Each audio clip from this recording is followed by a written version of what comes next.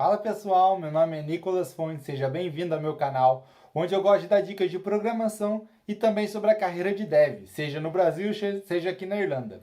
E no vídeo de hoje eu quero começar uma série de vídeos que a gente vai falar sobre Azure Service Bus, como que funciona esse sistema de mensageria que comunica vários microservices e eles podem ficar se comunicando entre eles por meio de mensagens. Então, o vídeo de hoje vai ser uma breve explicação sobre o que é, uma parte mais teórica, porque aí depois a gente vai começar numa parte mais prática. A ideia é que depois dessa série de vídeos a gente saia disso com pelo menos 2 ou 3 microservices rodando, eles se comunicando entre eles através do Azure Service Bus, e aí a gente já conseguindo fazer uma edição de um dado num microservice e vendo o dado ser atualizado num outro tipo de microservice. Enfim, toda essa parte de comunicação.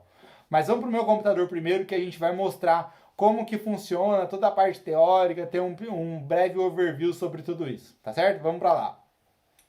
Aqui no meu computador, a gente consegue ver um slide que eu comecei aqui a desenvolver sobre microservices com Azure Service Bus. Então, os assuntos que eu quero trabalhar nessa série de vídeos vai ser: primeiro é o vídeo de hoje, que é a definição de microservices, o que é o Service Bus, como que funciona e tudo mais. O próximo vídeo a gente vai falar sobre como criar uma aplicação de Service Bus lá no Azure Portal. Então a gente vai configurar tudo lá, já vai criar as queues. Vamos criar uns 2 tópicos também para a gente conseguir se subscrever lá e a gente conseguir entender como que isso funciona. O próximo vídeo a gente vai conseguir criar 2 microservices ali, criar uma configuração simples, apenas para a gente fazer a comunicação entre eles, para a gente ver como que funciona. E aí, depois a gente vai realizar a comunicação desses microservices, um sendo o produtor, o outro sendo o consumidor e vice-versa, para a gente ver como que um gerencia o dado vindo de outra aplicação. Pode ser que vai ter mais vídeos depois, vamos ver como que isso vai ser, porque aí eu quero criar algo um pouco mais próximo do real, com um front-end comunicando esses 2 microservices, vendo a atualização vindo dos 2 lados. Quem sabe a gente consegue implementar um SignalWire depois para ver os dados sendo atualizados na tela automaticamente. Enfim, aos poucos a gente vai vendo como que isso vai ser. Então vamos dar um início aqui, o que é o microservice, qual que é a diferença do monolítico e do microservice. Como você pode ver aqui na estrutura, né? A gente tem um monolítico que é apenas uma aplicação, que ela faz toda a tarefa, né, de tela, a parte lógica, a parte de acesso ao banco de dados. Esse é o sistema atual, normal que a gente costuma ver, esse monolítico. E do lado nós temos o microservices, que a gente tem lá a nossa UI, que ela comunica em diferentes microservices, uma parte de autenticação, para salvar, sei lá, produtos, depois um outro microservice para salvar as categorias, um outro para fazer a venda, enfim. A gente tem essa estrutura que é totalmente desacoplado, né? E aí, quais seriam as vantagens do microservice? Primeiro de tudo, que as responsabilidades são totalmente reduzidas e independentes. Então, eu crio uma aplicação para gerenciar exatamente um módulo, né? Por isso que eles chamam um microserviço. Então, por exemplo, vamos dizer que eu tenho uma loja e eu preciso fazer uma alteração na gestão dos meus produtos dessa loja. Eu preciso, sei lá, adicionar um campo a mais ou fazer uma alteração de um campo, coisa assim. E essa mudança não vai impactar nada a minha gestão de venda, a minha gestão de categorias, a minha gestão de clientes, não vai impactar nada, porque é um microserviço totalmente desacoplado dos outros microserviços. E aí ele já envolve essa facilidade de implementação e de manutenção, porque, como eu disse, um não impacta no outro, né? A gente consegue ter essa facilidade.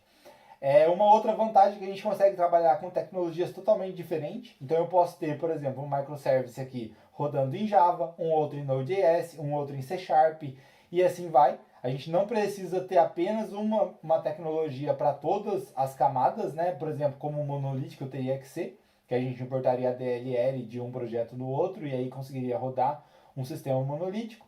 Um microservice a gente consegue ter várias linguagens, então de acordo com o nosso time a gente pode ter pequenos times com diferentes conhecimentos criando esses microservices, né? Então a gente tem essa facilidade e é uma facilidade para escalar também, né? Como não fica nada acoplado, nada dependente um do outro e tudo mais, se a gente precisar expandir o nosso serviço, a gente precisar expandir o nosso software para novas funcionalidades, a gente consegue criar um novo microservice para adequar essa nova funcionalidade, se for um novo módulo, alguma coisa assim, ou então apenas expandir esse microservice especificamente que é necessário, né? E aí, como que funciona a comunicação entre os microservices? Ela funciona através de mensagerias. E o que são as mensagerias? Basicamente, é a comunicação assíncrona entre as aplicações baseadas em mensagens. Essas mensagens, quando eu quero dizer, é realmente tipo, você pode ter um objeto que a gente trata ele dentro da mensageria como uma mensagem, que eu mando isso para um servidor, e esse servidor ele sabe quais são os consumers, né, os consumidores que podem pegar esse tipo de informação. E aí temos três grandes vantagens que poderia ter de utilizar a mensageria, que é, primeiro de tudo, o desacoplamento. Como eu disse, a gente consegue ter totalmente softwares separados, em servidores separados, em linguagens separadas, em ambientes separados, que eles conseguem se escalar por eles em si, né? Não precisa depender de um outro, e eles comunicam só através dessa mensagem. A responsividade, né, que ela dá um pouco de entendimento que a gente tem das nossas aplicações com essa questão de responsividade, é porque a gente não vai fazer com que o usuário fique esperando a informação, fique dependente disso. Então pensa que um usuário ele vai salvar uma nova venda, a gente não precisa fazer um load na tela do usuário, que vai ficar ali enquanto valida o cartão de crédito, enquanto valida se o produto está no estoque, enquanto valida se a gente consegue entregar no prazo que foi calculado, e aí depois faz o débito do cartão, comunica com o banco, comunica com a bandeira do cartão, a gente retorna tudo, subtrai isso do estoque nosso, gera lá, cria um e-mail para mandar para o usuário, enfim, tudo isso são várias tarefas que a gente faz num processo de venda dentro de uma loja online, que isso pode ser totalmente responsivo. A gente pode mandar isso para salvar, retornar para o cliente que a ordem está sendo efetuada e depois, através dos nossos microservices, ele consegue ir fazendo cada uma dessas atividades de uma forma totalmente assíncrona e o usuário nem vai perceber isso, nem vai precisar ficar esperando toda essa funcionalidade. E uma outra grande vantagem é a escalabilidade, que eu diria ser o maior benefício que tem a questão de mensageria, porque como, né, eles são totalmente desacoplados, se a gente precisar, eu preciso de um pouco mais de máquina nesse microservice aqui, que ele está gerenciando todas as ordens, e aí com isso está tendo uma grande possibilidade disso, então eu consigo só escalar uma máquina especificamente, eu não preciso escalar as outras, sabe, se as outras não estiverem sendo utilizadas no momento. Se eu dependendo do sistema que eu publico, dependendo do meu serviço cloud, eu consigo, né, fazer essa gestão de máquinas, atribuir mais e menos memórias e CPUs só pelo microservice que eu preciso no momento. Então, totalmente, a escalabilidade conta muito nessa parte de mensageria. E aí, uma grande opção que a gente tem para trabalhar com essa parte de mensageria é o Service Bus, o Azure Service Bus, que ele é um gerenciador e mediador de mensagens da Microsoft instalado dentro do Azure Portal, que a gente consegue fazer essa gestão das mensagens. E aí tem três itens importantes para falar sobre ele, que ele trabalha por meio de FIFO, que é First In, First Out. Então, de acordo com a ordem das mensagens que vão chegando, é a mesma ordem das mensagens que vão saindo, né? Isso que a gente tem que levar em consideração. Ele recebe uma mensagem, ele trata toda ela, ele libera ela para ele fazer a próxima e depois liberar a próxima e assim vai. Então é totalmente sequencial, o que é mais fácil para gerenciar. E aí nós temos dois meios de tratar as mensagens que nós trabalhamos. O primeiro deles é a fila, que é basicamente, eu tenho o meu produtor, que é o meu microservice que está mandando uma mensagem, ele manda isso para um consumidor e acabou. Somente um consumidor vai pegar essa mensagem, a gente vai retirar isso da minha fila e acabou. E a gente tem os nossos tópicos, que ele é feito em base de subscriptions. Então, a gente pode ter vários consumidores para uma mesma mensagem, sabe?